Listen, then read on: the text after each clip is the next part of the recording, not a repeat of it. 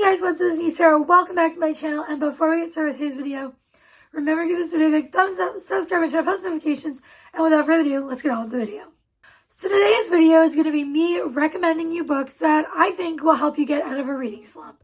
I think all of these books are really good, in my opinion, and also really fast-paced and easy to understand and read.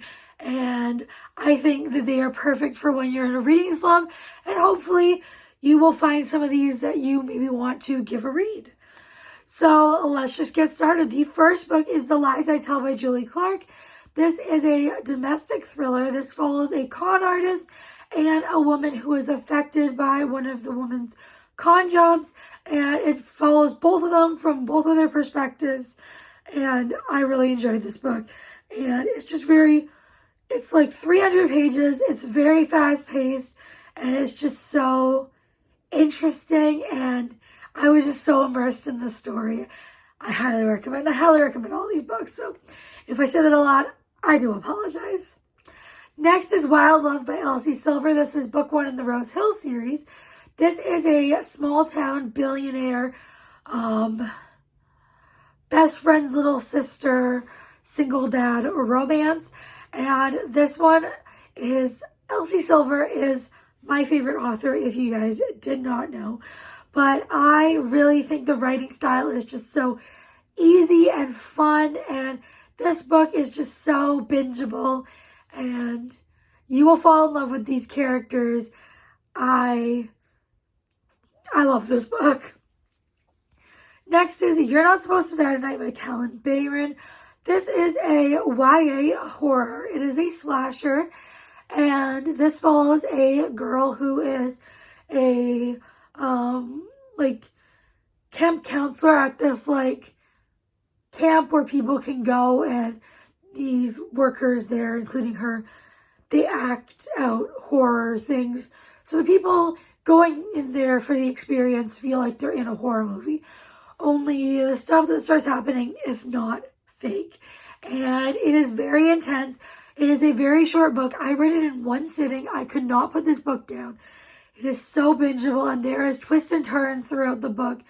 And I thought this was a beautifully executed book, and you should definitely go give it a read. Next is Praise by Sarah Kate, book 1 in the Salacious Players Club series. This is a taboo romance. It is an age gap with an older man, younger woman. She is also his son's ex, so it's ex's dad. And she becomes his secretary, and if you couldn't tell by the title, it is a praise kink romance. And this whole series follows and revolves around a sex club. And I've read the first 3 books in the series, loved them. They are so bingeable, the writing is incredible, and the characters are phenomenal. You will love them.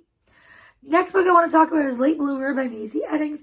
This is a sapphic rom-com contemporary romance, and I love this book.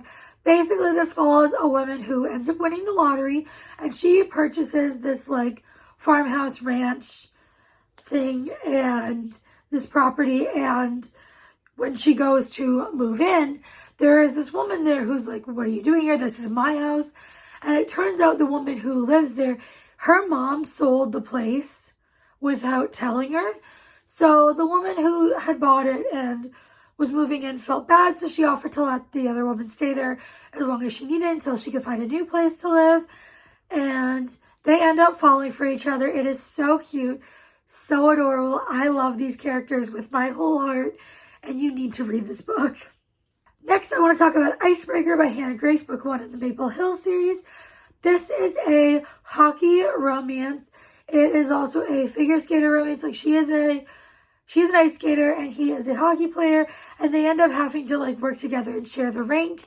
And it's just I want to say it's very sweet and cute, but it's also very spicy. There is one scene near the beginning of the book that lives rent-free in my brain. It is the Uber scene. And this is also a college romance and book 1 in a series. I think I mentioned that, but absolutely love this. Next, I want to talk about Kink Camp Hunted by A. Anders. This is a primal kink book. basically there is this kink camp where all these people go and indulge in different kinks, but it's totally like safe and everyone's like signed forms and stuff. And our main character goes for the first time, and at first she's a little like, this isn't my scene, but then she ends up doing one of the primal play type of things, and she really enjoys it. And I really like this book, and everyone is just such amazing people, and the community that is in this book is so great and welcoming, and I just love this book so much. Next, I want to talk about Any Trope But You by Victoria Levine, and this one is a romance set in Alaska. It is a contemporary romance about this romance author who she has a secret file on her computer full of all her couples that she's written about, but their unhappy ending, like them ending in divorce or just cheating and things like that. And that gets leaked to the public, so she gets like canceled. And so her sister books her a trip to Alaska and to help her write her next book. And there is like no internet, and she meets this guy, and their relationship is so, they have so much chemistry, and the passion between them is incredible. And he ends up receiving letters from her sister telling her to only give her a certain letter after she's done something outside of her comfort zone. And so he pushes her out of her comfort zone, and I really enjoy this book and these characters. Next, I want to talk about Smoking Gun by Lainey Lawson. This is a cowboy romance. It is also a brother's best friend. They end up having to share like the guest house to her brother's property. And so it's forced proximity, and it is a really good time. These characters have history, obviously, because it is her brother's best friend. And they are just so incredible. And the end does get intense and suspenseful, and there are some things that happen, and I really enjoyed it. Next, I want to talk about The Body Under the Piano by Martha Jocelyn. This is a middle grade murder mystery. This follows Aggie, and she discovers a body in her dance studio, and she tries to solve who did it along with the help of another boy. I'm blanking on his name. But it is just so good. It is historical. It gives very much like Agatha Christie, but for kids vibes. Like Agatha Christie books, but the main characters are kids. Because I still loved this book. It was so enjoyable. And I really enjoyed Aggie's character. Next, I want to talk about Picking Peaches. And this is by Ainsley B. Calloway. This is a single dad rom-com. It is just so funny and hilarious. They actually meet in a store they are fighting over the last box of condoms in the store. And they end up, one of them buys it and then gives the other a few of the condoms. And that is how they meet. And it is just so funny, so cute. And I love this book. It is short, fast-paced, and a really good time. Last book I want to talk about is Phantasma by Kaylee Smith. This is a romantasy, a little bit on the darker side, and this one follows Ophelia, who goes into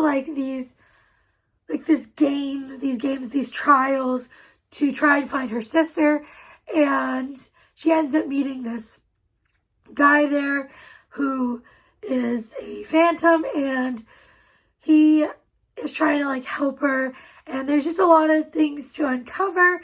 And their relationship, oh my gosh, so good. Steamy, the banter, top tier. And this man, obsessed. Those are the books I have to recommend for when you guys are in a reading slump. Let me know if you've read any of these or if you plan on picking any of these up. If you made it this far, please leave a what emoji. How about the diamond emoji? And before you go, make sure you give this video a big thumbs up, subscribe, and post notifications. I'll see y'all next time. Bye, everyone.